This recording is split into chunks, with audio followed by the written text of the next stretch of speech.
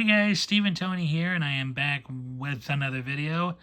I had a little bit of extra free time this week, so I decided to do another video. And since I was pleased with how the first of, in my opinion, from my collection video went, I decided to shoot a second one here. And I thought I would focus on one specific film this go around because I thought it was a film that was definitely worthy of this sort of video. And without further ado, here we go. Okay, and the film I picked from my collection is Una Bada per lo Schifo, aka A Coffin for the Sheriff, with Anthony Stefan, Eduardo Fajardo, and Armando Calvo. This, this is the German edition. I know here in the States, Wild East had it out on a double feature. But I went with this one because I just liked the overall look, and I liked, and I thought it actually had a better presentation overall. Now, this to me is in the top tier of the more B-structured, entertaining style films. There's nothing really overtly spectacular to it, in terms of action pieces. But, it's still very well shot, very well made. The characters feel very real without going into too much complexity. The story's solid. The action solid. The atmosphere is great. The settings and location are great. It is just an overall solidly made film. The story itself is fairly simple in nature. Basically, this sheriff, played by Anthony Stefan, goes undercover to infiltrate a band of marauding bandits led by Armando Calvo, who goes by the name Lupe Rojo, or the Red Fox. And Stefan's mission is basically twofold in the film. He is not only going after in this gang to stop them from raiding this Texas town, but he's also after it because a member of it had a big involvement in the tragedy from the sheriff's past.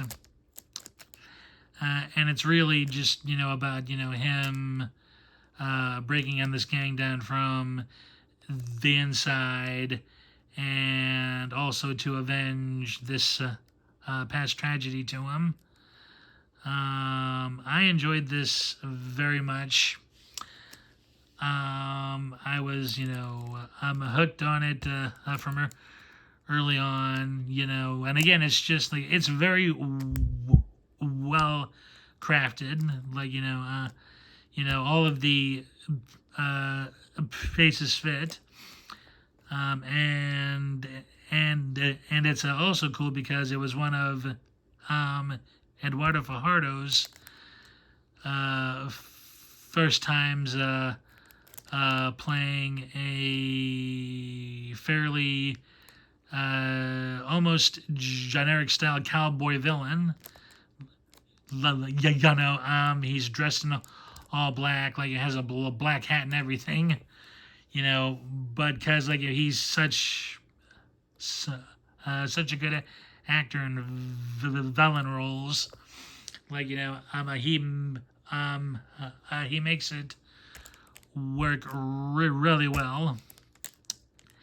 And the film's also a lot like some of the Randolph Scott westerns of the mid to late 50s that were more targeted towards adults, and that the stories were far more serious. The characters had a little more more depth to them, but of course not going too deep. There's not a lot of lightheartedness to it, but it's not overtly dark either. I always thought it was. I don't know. I'm sorry. On that one. My first Shime experience, it was just very entertaining. I still think it is, honestly. In its simplicity, it does so much more and is so much better at the same time. Armando Calvo, who plays Lope Rojo, he is just one nasty guy in this one. Same with Fajardo. They are just both mean-spirited, nasty guys. Guys, they're baddies from the get-go. The other characters, they're not one-dimensionally good or evil. There's an objective gray area to them. The majority of them are good at heart. But you just don't agree with everything they do. The villains, of course, are a little obvious, to viewers, but they're still interesting as well because you wonder how the Stefan character of the sheriff is going to make them pay for their actions. And what's also a nice touch added by the director and the screenwriters is the pseudo love story involving this lady right here. She's in love with both the Stefan character and the Fajardo character. Now, she knows that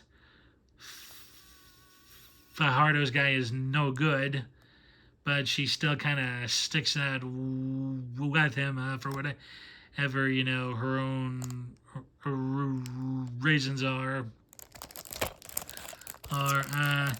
And it sort of, leaves you wondering if she's headed for a tragedy by sticking it out with him.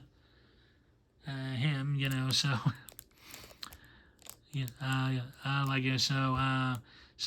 and like I said, the action pieces are good too. They're probably not on the same scale as a Leone or a Castellari, but the director makes up for that with with a good amount of suspenseful tension. At points you think that one of the gang members will find out Stefan's secret, and they'll, squeal on him, only for something to occur that, buys Stefan a bit more time, either through, his own genius in the works, or just something, totally random that still manages to work and not seem a cliche. I do think this was filmed mainly on an Italian backlot. I mean, I'm not, the locations in Spain I'm not super familiar with still, but it looked like the town where it's primarily said was filmed on a back lot, or maybe in the hills of northern Italy or something along those lines. I'm sure at least two set sequences where I'm either in Almeria or just outside of Madrid in Spain. So yeah, overall, yes, it's a pretty basic storyline. There may not be anything, overtly spectacular to it, but I still think it's a very well-made film. The director and his screenwriters did a good job with making the story work. And overall, I think it's a worthwhile watch that, fans of the Italian West genre ought to take a closer look at. And I think it's not underrated in any way, but I do think it could use a bit more love and appreciation.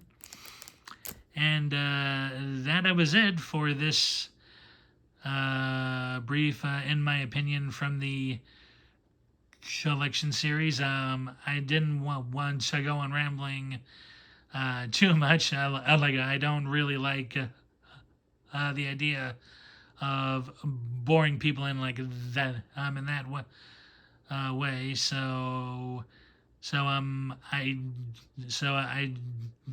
do hope everyone and anyone who watched this had a good time with it. I hope my little talk on it encourage you to check out the film. I know this German DVD is still in print. I'm not sure if the Wild East one is, or if no one's scalping the the prices on the few copies of it that are left. So but again, hope everyone enjoyed. Thanks for watching, and I'll see you in the next one. Bye.